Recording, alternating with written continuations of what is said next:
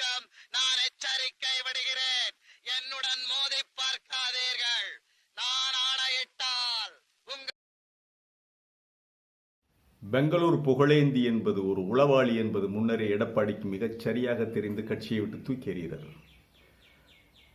அவர் ஒரு intelligence, சசிகலாவுடைய intelligence, அது தெரிந்துதான் புகழேந்தியை தூக்கி எறிகிறார்.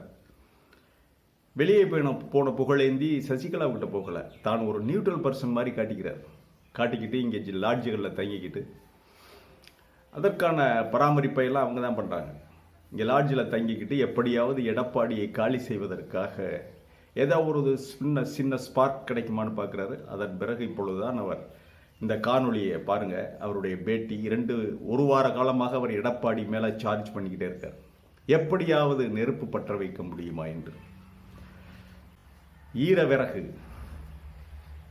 ஈரவிறகு சத்தம் கொடுக்கும், வெடிப்பொலி கேட்கும், புகையும், ஆனால் தீப்பிடிக்காது. அவரை தொடர்ந்து உடனடியாக எஸ்பி லட்சுமணன் வர்றார் உள்ள. ரவீந்திரன் துரைசாமி தொடர்ந்து பேசிக்கிட்டு இருக்காரு, ஆனால் எஸ்பி லட்சுமணன் வர்றாரு. அதன் பிறகு நாஞ்சில் சம்பத்தை கூட்டிகிட்டு வந்து பேச விடுறாங்க. இப்படி யூடியூபர்களுக்கெல்லாம் ஓரளவு பராமரிப்பு செலவுகள் வழங்கிவிட்டு சசிகலா தன்னுடைய வேலையை காட்டுவது போல்தான் தெரிகிறது. மிக கீழ்த்தரமாக புகழேந்தி பேசியதை பார்த்துட்டு வாங்க. 9,000 டிஃபரெண்ட். யாருக்கு அடமான வச்சு விட்டு கொடுத்த நீ? ஏசியில பிறந்த மாட மாளிகையில் இருந்த வாடே.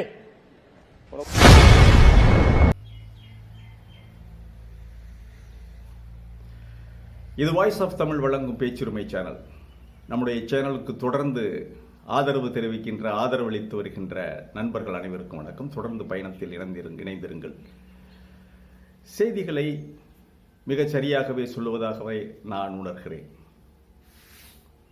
தொடர்ந்து உண்மை செய்திகளை வெளியிடுவோம்.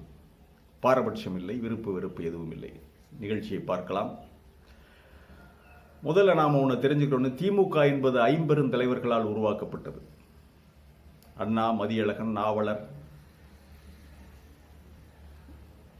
அன்பழகன் போன்ற 50 மதியழகன், இவர்களால், இந்த 50 தலைவர்களால் உருவாக்கப்பட்ட திமுக என்பது ராபின்சன் பார்க்கில் 1948 உருவாக்கப்பட்டது. ஆனால் அதிமுக அப்படி இல்லை. லட்சக்கணக்கான தொண்டர்களால், ஏழை எளிய மக்களால் உருவாக்கப்பட்ட, அதன் பிறகுதான் எம்ஜிஆர் வருகிறார், தலைமை ஏற்கிறார். முதல்ல தொண்டர்கள் தான் உருவாக்குறாங்க அதிமுகவை. லட்சக்கணக்கான சோசியலிஸ்டுகள் என்று சொல்லலாம். அதிமுகவை பொறுத்தவரை நான் சோசியலிச இயக்கம் என்று தான் சொல்வேன்.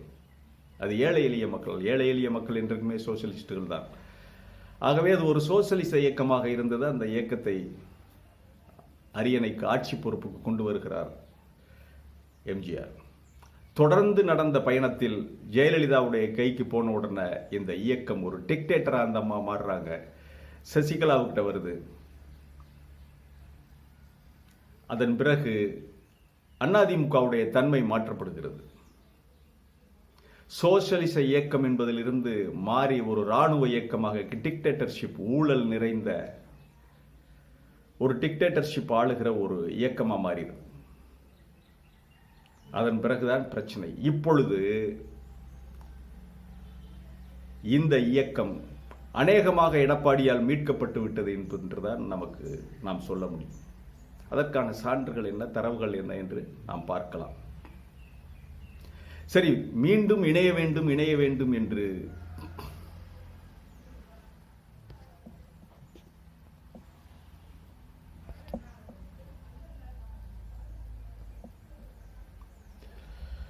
மீண்டும் அஇஅதிமுக இணைய வேண்டும் என்று தொடர்ந்து கத்திக்கொண்டிருக்கின்ற, வரட்டு தவளை போல் கத்திக்கொண்டிருக்கின்ற புகழேந்தி, அதற்கு ஜால்ரா போடுகின்ற கேசி பழனிசாமி, இவர்களுக்கெல்லாம் அதிமுகவில் ஜெயலலிதாவும் சசிகலாவும் ஜெயலலிதா பெயரில் சசிகலா செய்த சில விஷயங்கள் எல்லாம் திருப்பி ஞாபகப்படுது. சரி, ஓகே, இவங்க சொல்றபடியே இணைஞ்சிட்டாங்கன்னு வச்சுக்கிறோங்க. இணைத்து விட்டார், எடப்பாடியை இணைத்து விட்டார். எடப்பாடி சசிகலாவை கூட்டிட்டு வந்துட்டாரு, ஓபிஎஸ் கூட்டிட்டு வந்துட்டாரு, தினகரன் வந்தாச்சு. என்ன நடக்கும்? இதற்கு முன்பு என்ன நடந்தது அதிமுகவில்? நமது எம்ஜிஆர் மீண்டும் புத்துயிர் பெறும். நமது எம்ஜிஆர்ல ஒவ்வொரு நாளும் 50 பக்கம் 60 பக்கம் யாரையுமே கேட்க மாட்டாங்க. மினிஸ்டர்கள், அமைச்சர்கள், மாவட்ட செயலாளர்கள், எம்எல்ஏக்கள், வாரிய தலைவர்களுடைய விளம்பரங்கள் வந்த வண்ணம் இருக்கும். ஒவ்வொரு நாளும் 60 பக்கம் 70 பக்கம் 50 பக்கம் போடுவாங்க. அதன் பிறகு பிறந்த நாள் விழா, அந்த விழா, இந்த விழா, அது வேற, புரட்சி தலைவி, அதுங்க பிறந்த நாள், இதெல்லாம் நிறைய. இப்படி இதற்கு தண்டம் அழுக வேண்டும் அவர்கள். வசூல் தான், கட்டிங். அப்படி ஒரு வசூலை டெய்லி பண்ணுவாங்க. தினமும் 1 லட்சம் ரூபாய் 2 லட்சம் ரூபாய் இவங்களுக்கு மொய் எழுதும் நமது எம்ஜிஆர். சரி, ஜெயா டிவிக்கு தனியாக மொய் எழுதணும். ஜெயா டிவியிலிருந்து சிலர் வருவார்கள், அமைச்சரவைக்கு வருவாங்க. அதில் கேமராமேன்லேருந்து விளக்கு பிடிக்கிறவன்லேருந்து அத்தனை பேர் வந்து தலையை சொரிஞ்சுக்கிட்டு ஏதாவது வாங்கிட்டு போவேன். இவங்க எல்லாத்துக்கும் அழுகணும். அதே மாதிரி போயஸ் தோட்டத்தில் நாய் பிடிக்கிறவன்லேருந்து கதவை திறந்து விடுறவன்லேருந்து அவன் வருவான் மினிஸ்ட்ரிக்கு. மாவட்ட செயலாளர்கள் வந்து பார்த்து தலையை சொல்லுவாங்க, அண்ணே அப்படின்னு. இல்லை அண்ணன் ஏதாவது ஒத்தி வச்சுட்டா. அதன் பிறகு வேற யாரு? இந்த கேட்டை திறந்த உடனே இருக்கிறது யாரு? பூங்குன்றன். அந்த பூங்குன்றன் இந்த மாதிரி ஒரு ஃபேக்ஸ் வந்திருக்குன்னே உங்களை இது பண்ணி ஃபேக்ஸை நிறுத்திடுவான். சும்மா வந்துச்சோ வரலையோ அந்த ஃபேக்ஸை நிறுத்துறதுக்கு, அந்த ஃபேக்ஸை அந்த அம்மா கண்ணில் காட்டாமல் கிழிச்சு போடுறதுக்கு அதுக்கு ஒரு அமௌண்ட்டு தண்டா அழுகணும். பூங்குன்றன் முடிஞ்சா அதற்கு பிறகு இந்த போயஸ் தோட்டத்துக்கு ஒரு மாதத்துக்கு 600 சிலிண்டர் சமைக்கிறதுக்கு, இந்த 600 சிலிண்டர்களுக்கு 2 அமைச்சர்கள் அதை வாங்கி கொடுக்க, உப்பு புளி மிளகா அரிசி பருப்பு மளிகை சாமான்கள் வாங்கி கொடுக்கறதுக்கு 2 அமைச்சர்கள் தனியா. எதுவுமே கையை விட்டு இவங்க பண்ணினதே கிடையாது. அமைச்சர்களுக்கு வேலையே இதுதாயா நடந்தது. அதன் பிறகு கருணாநிதி எதிர்ப்பு ஹோமம், கருணாநிதி எதிர்ப்புக்கான ஹோமம், அது இது, அதுக்கெல்லாம் அந்த யாகம் அவங்களுக்கு. இதுல ஜெயலலிதாவுக்கு ஜோதிடம் பார்க்கிற சசிகலாவுக்கு ஜோதிடம் பார்க்கிற ஜாஃபர் போன்ற, நான் பேரே குறிப்பிடுறேன், ஜாஃபர் போன்ற ஜோதிடர்கள் இந்த மாவட்ட செயலாளருக்கு நேரம் சரியில்லை அவனை மாத்தும்பேன், உன்னை மாத்திரவான்னு நேர போன் போட்டு கேட்பேன், அவனுக்கு தண்டாளுகணும். மாவட்ட செயலாளர்களும் பதவி தப்பாது, அமைச்சர்களுடைய பதவியும் ஜோதிடர் கையில் இருந்தது. சரி, இப்படி நமது எம்ஜிஆர் ஒரு தண்டனை கருவி. ஜெயா டிவி, ஹோமம், யாகம், சிலிண்டர்கள், போக்குவரத்து, இதெல்லாம் தாண்டி இந்த பக்கம் வந்தா எலெக்ஷன் வந்துடுச்சு. எலெக்ஷன் வந்த உடனே விருப்ப மனு. அம்மா பேரில் 20 விருப்ப மனு, அவன் பேரில் கேட்குறவன் பேரில் ஒரு விருப்ப மனு. ஒரு விருப்ப மனுக்கு 25,000 ரூபா. 10 விருப்ப மனு போட்டால் 2.5 லட்சம் ரூபா. அவனுக்கு ஒரு 25,000, 2.5 லட்சம், 2.25 லட்சம் ரூபாய் அழுதால்தான் எந்த ஏழைக்டருக்கு, எந்த சாதாரண தொண்டன் எம்எல்ஏ என்ற படியை எட்ட முடியும்? இந்த 2.25 லட்சம், 3 லட்சம், 20 கட்டுறவன் இருக்கான், 30 கட்டுறவன், பணம் படைத்தவன், சர்வ சாதாரணமாக பணத்தை குவித்து வைத்திருப்பவர்களெல்லாம் இப்படித்தான் வந்து கட்டிட்டு போய், எத்தனை மனு கட்டியிருக்கீங்க? அம்மா 50 மனு கட்டியிருக்கேம்மா சசிகலாவுக்கிட்ட. அவங்கள்ட்ட பேரம் பேசி அதன் பிறகு எல்லாம் எடுத்துக்கிட்டு போய், இவ்வளவு உழைத்து, கட்சிக்கு என்ன உழைத்தீர்கள் அந்த எம்எல்ஏ சீட்டு கேட்கல, இவ்வளவு கட்டி ஒரு சாதாரண தொண்டனாக இருக்க முடியுமா? சாதாரண தொண்டன் எல்லாம் ஒதுங்கி நிற்பான்.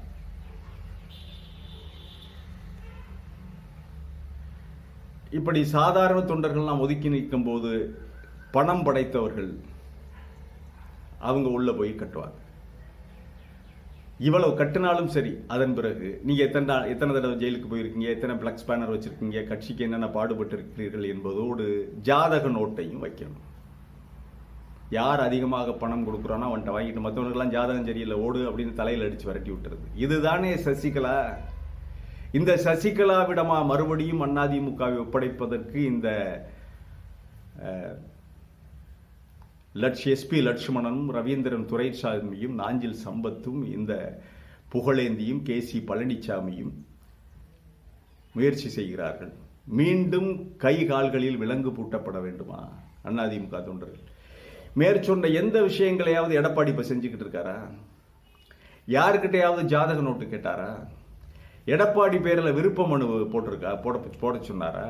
எடப்பாடி பேரில் 10 விருப்ப மனு, அவர் பேரில் 1, கேட்கிறவர் பேரில் 1ன்னு போட சொன்னாரா? இல்லையே. பழையபடி புரட்சி தலைவர் இருந்த காலத்தில், எம்ஜிஆர் அவர்கள் இருந்த காலத்தில் இருந்தது மாதிரி வந்துருச்சு இயக்கம்.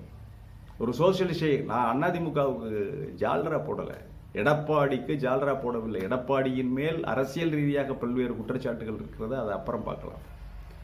ஆனால் இதையெல்லாம் தானே இந்த அம்மா செஞ்சாங்க, சசிகலா.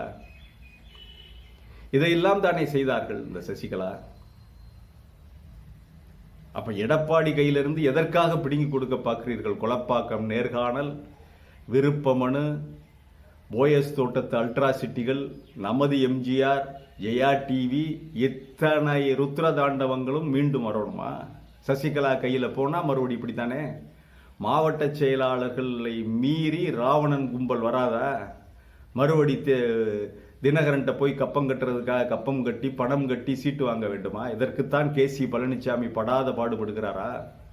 இதுதான் புகழேந்தியின் விருப்பமானு கேட்கிறான். இன்றைக்கு இயக்கம் அதிமுக என்ற இயக்கத்தில் மேற்சொன்ன எந்த விஷயங்களாவது நடக்குதா? கிடையாது. அதாவது எடப்பாடி ஒரு தப்பு பண்ணார். இப்போ வர எடப்பாடி ஒரு தப்பு பண்ணார். கூவத்தூரில் வச்சு 600 கோடி கொடுக்கறதுக்கு ஒத்துக்கிட்டார் ஒரு எம்எல்ஏவுக்கு. இது எல்லாருக்குமே தெரிஞ்ச விஷயம். ஒரு எம்எல்ஏவுக்கு 7 கிலோ தங்கமும் 4 கோடி ரூபாயும். அதில் ஒரு கமிஷன் அடிச்சுக்கிட்டாங்க சார் இந்த அம்மா. அதில் ஒரு கமிஷன் அடிச்சுக்கிட்டு தான் எல்லாத்துலேயுமே கமிஷன், தொட்டதிலெல்லாம் கமிஷன். இப்படி கொடுக்க வச்சு அப்படி கொடுத்து இப்படி வாங்கிக்கிறது. இவங்க தொடர்ந்து எப்பொழுதுமே பணம் காய்ச்சி மரங்களாக இவர்களை நினைத்து கொண்டிருந்தார்கள். அப்ப எடப்பாடி செய்யாம போன ஒரே ஒரு தப்பு, இந்த 600 கோடிக்கு ஒத்துக்கொண்டு அதிமுகவை மீட்கின்ற பொழுது, நான் கைப்பற்றினார்னு சொல்லல, அதிமுகவை கைப்பற்றினார் எடப்பாடின்னு சொல்லல, மீட்கின்ற பொழுது இந்த கும்பலிடமிருந்து எடப்பாடி இத்தனை கோடி ரூபாய்களை கொடுத்து மீட்கின்ற பொழுது, ஏயா ஒரு கிரை அக்ரிமெண்ட் போட்டியாயா? நாளது தேதி முதல் மேற்கண்ட இந்த சொத்தை அதிமுகவை நான் தங்களுக்கு விற்றுவிட்டபடியால், இத்தனை கோடிகளை வாங்கி கொண்டு விற்றுவிட்டபடியால், இனிமேல் தானாதி வினிமய விற்கிரயங்களுக்கு யோக்கியமாய் தாங்களே இந்த சொத்தை ஆண்டனுபவித்துக் கொள்ளுகிறீர்களாகும். இனிமேல் எனக்கும் எந்த சொத்துக்கும் எந்த சம்பந்தமும் இல்லை. சொத்து விவரம், இதன் அடியில் கண்ட சொத்து விவரம், மேற்படி அதிமுகவும் அதன் தலைமை கழகமும் அதன் எக்ஸட்ரா அப்படின்னு சொத்து விவரத்தை எழுதி ஒரு கிரைய டாக்குமெண்ட் போட்டுருக்க கூடாதா? நீங்கள் தான் கிரைய டாக்குமெண்ட்லாம் அருமையாக பண்ணியில்லை. கொடநாட்டில் எடுத்த கிரைய டாக்குமெண்ட்டு ஏற்கனவே சசிகலா அதை ஒரு ரீசைக்கிள் பண்ணாரா? நக்கீரன் பிரகாஷ் என்ன அருமையாக சொல்லுவார், ஒரு ரீசைக்கிள் பண்ணாங்க. அதான் யாரு? இந்த பத்திரப்பதிவுத்துறைக்கு தலைவராக இருக்கின்ற சிவகுமார் நினைக்கிறேன், அவர் குறிப்பிட்ட நபர், சிவகங்கைக்காரர். அவரை வச்சுக்கிட்டு ஒரு ரீசைக்கிள், திருப்பி எடப்பாடி வந்து ஒரு ரீசைக்கிள். என்னையா நடந்தது இந்த நாட்டில்? என்னதாயா நடந்தது? சட்டம்ங்கிறது எங்கேயா? காட்டில் பறந்து போச்சுல்ல. எதுக்கு சொல்றேன்னா, மிகப்பெரிய தீமை சசிகலா. அதிமுகவுக்கு, அதிமுகவுக்கு மிகப்பெரிய தீமை சசிகலா.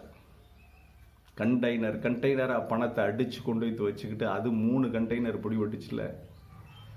சிறுதாவூர் பங்களா தானே வச்சிருந்தீங்க. அதிமுகவினுடைய மிகப்பெரிய தீமை சசிகலா. அந்த தீமையிடமிருந்து கொஞ்சமாவது இயக்கத்தை மீட்டு வைத்திருக்கிறார் எடப்பாடி. எங்காவது எடப்பாடியுடைய குடும்பம் வந்து இங்கே கோல வச்சுதான்.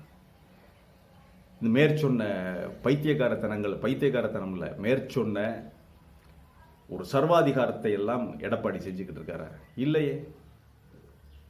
ஒரே ஒரு கதையை சொல்லி நான் நிறைவு செய்கிறேன். மகாபாரதத்தில் அதிமுக தொண்டர்களுக்கும் நிர்வாகிகளுக்கும் இந்த 6 பேர் போய் எடப்பாடியை புடுங்கிறதுன்னு போனீங்கல்ல, பெரிய புடுங்கி விடுறத மரமண்டைகள், கொஞ்சமாவது நினைச்சு பார்க்கணும். நீங்க வரலாறு தெரியாம கூமுட்டை மாதிரி போய் எடப்பாடி எது பண்ணாதீங்க.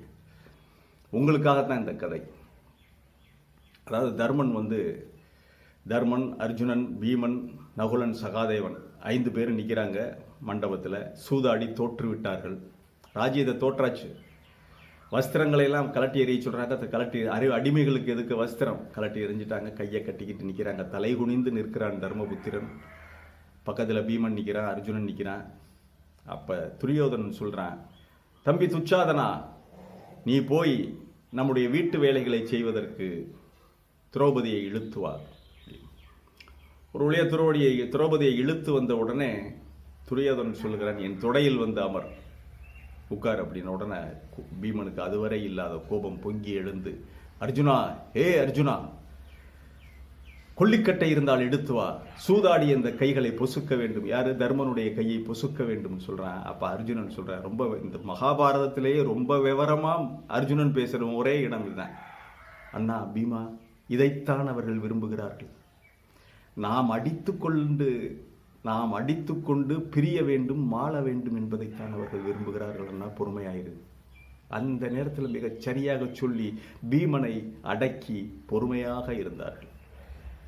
அந்த பொறுமைதான் அனைத்து இந்திய அதிமுக தொண்டர்களுக்கும் தலைவர்களுக்கும் தேவைப்படுகிறது. இப்பொழுது எடப்பாடிக்கும் உங்களுக்கும் இடையில மோத விட்டு இயக்கத்தை உடைத்து சின்ன பின்னமாக்குவதுதான் அவர்களுடைய குறிக்கோள். வேறு வழி இல்லாமல் மறுபடி அந்த சர்வாதிகார தலைமைக்குள் போய் நீங்கள் நுழைந்து கொள்ள வேண்டுமா? நான் எதற்காக அதிமுகவுக்கு வக்காலத்து வாங்கி பேசுகிறேன் என்றால், அதிமுக என்ற ஒரு இயக்கம் அழிந்து விட்டால் அந்த இடத்துல பாரதிய ஜனதா கட்சி வரும். அது இந்த தமிழகத்திற்கு நல்லதல்ல. பேசுவானுங்க, இந்த ஆடியன் ரோஸ்ட் அது இதெல்லாம் பேசுவானுங்க, எடப்பாடி கிண்டல் பண்ணுவானுங்க. எவ்வளவு பிரச்சனைகள் வந்தாலும் அஇஅதிமுகவை கட்டி காத்து நிற்கின்ற எடப்பாடி தமிழகத்திற்கு செய்கின்ற நன்மைதான் செய்து கொண்டிருக்கிறார். பாரதிய ஜனதா கட்சி தமிழகத்திலே வந்துவிடக் கூடாது என்கின்ற முதல் அரணாக, முதல் பதுங்கு குழியாக அதிமுக தான் இருக்கு. அதை உடைத்து விட்டால் அதுக்கு அடுத்ததாக அவங்க திமுகவை டார்கெட் பண்ணாங்க. ஜாக்கிரதை. மீண்டும் ஒரு காணொலியிலே சந்திப்போம். இது வாய்ஸ் ஆஃப் தமிழ் வழங்கும் பேச்சுரிமை சேனலை சப்ஸ்கிரைப் பண்ணிட்டு மறக்காம பெல் பட்டனை அழுத்துங்கள். கமெண்ட் செய்யுங்கள், ஷேர் செய்யுங்கள், பிடித்திருந்தால் லைக் செய்யுங்கள். நன்றி, வணக்கம்.